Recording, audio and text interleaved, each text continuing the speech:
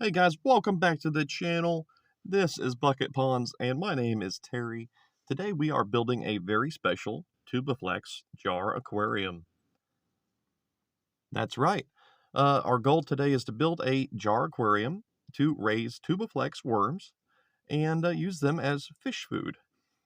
It turns out that our fish in the pool pond number 2, they are not taking fish flakes and they are instead waiting for me to feed them insects. I have been gathering mosquito larvae from various places to feed them, but that is, not sustainable for me. So I'm going to grow some Tubiflex worms in here and use them as a future source of food for our fish. This project will be planted, so I will be including some Dayflower from the microfauna aquarium there in the background. In the last video that we saw, we trimmed that Dayflower quite a bit, and it has grown once again out of control, so we will take a few cuttings and use them in this project. I'll also be using some nitrile, some gloves for this project. These are powder-free, they are not latex, and they are entirely aquarium safe. I am wearing these gloves not to protect me from what might appear in my aquariums, but to protect my aquariums from me. I handle a lot of chemicals at work, and I don't want to get any kind of like bleach residue or anything like that in the aquarium, so I'll be wearing these gloves. Now we'll be taking 2 stems from the microfauna aquarium here, and this is a type of dayflower that I found growing wild out in the neighborhood where I live. And we're just going to pluck a few stems off the bottom and make some cuttings here.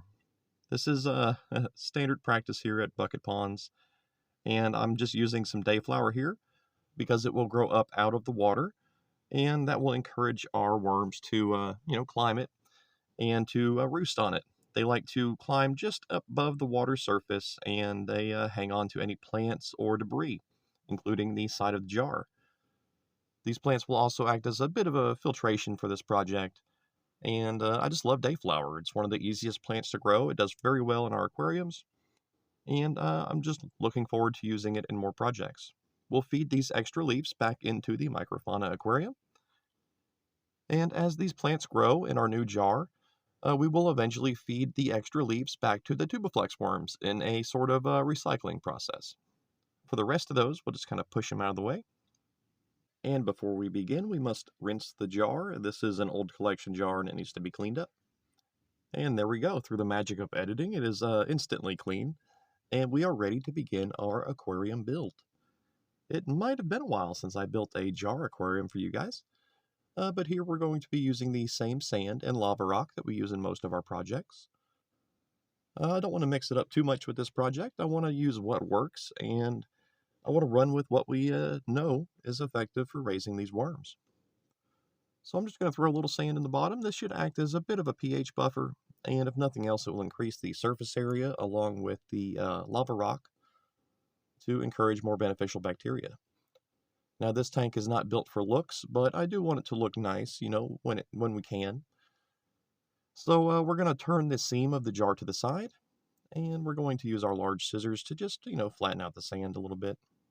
If you're building one of these at home for a similar worm species, don't worry too much about, aquascaping or any of that stuff. The main goal here is to raise worms, not necessarily to make a beautiful nano aquarium. And we're just going to drop the lava rock in there. I want to kind of push it towards the back, it doesn't hurt to make it look decent, but again, it doesn't have to be very pretty. And we're going to throw a little bit of sand on top. And this is essentially banana water. This is a chewed up piece of banana from one of my other Tubiflex cultures. And this will bring some potassium, some calcium, and some other elements into the aquarium, along with a few Tubiflex worms to start with. And we're going to add some fresh water as well. And I should mention that I did not chew up that banana slice. That was our worms. That came from another Tubiflex worm culture that I have built off screen 2-3 months ago. But there we go.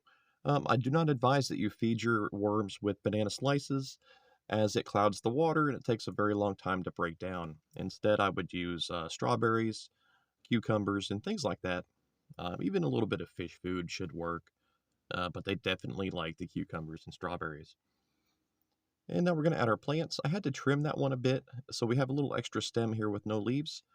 It might grow, it might not, it might become worm food. Either way, that's fine. But this Dayflower will root within a few days, and it will start to grow within a week or two. Dayflower is an amazing plant, and it actually releases its own rooting hormone into the water, so that's really cool. But here we go. This is a closer look at the nano aquarium. It is a bit cloudy right now, but this will clear up within a few days. And now I'm just injecting samples from our other Tubiflex worm cultures.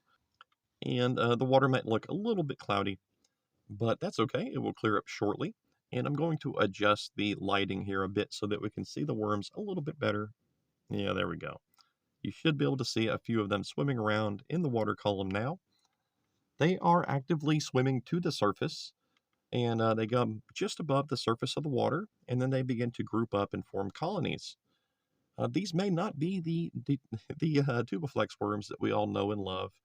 I did catch these guys from the wild about 2 years ago, and we've had a lot of success with breeding them, so I'm looking forward to really pumping their numbers and seeing how many we can grow and what sort of population we can get into a small jar like this. But now I'm going to add a bit of bog mat from another established Tubiflex culture. This is basically how I captured them in the past. They were in a swamp, in a pond, with a floating bog mat, which is essentially floating debris and plants, mostly duckweed and different types of duckweed. So I thought, why not add this to their aquarium here? This seems to be their preferred habitat. And I've said numerous times that our duckweed is alive, that it acts like a substrate on its own. And these worms are part of that ecosystem. So I believe that, adding a little bit of bog mat into this situation will be good for them. It's a little messy, but it will settle to the bottom and clear up very nicely within a day or so.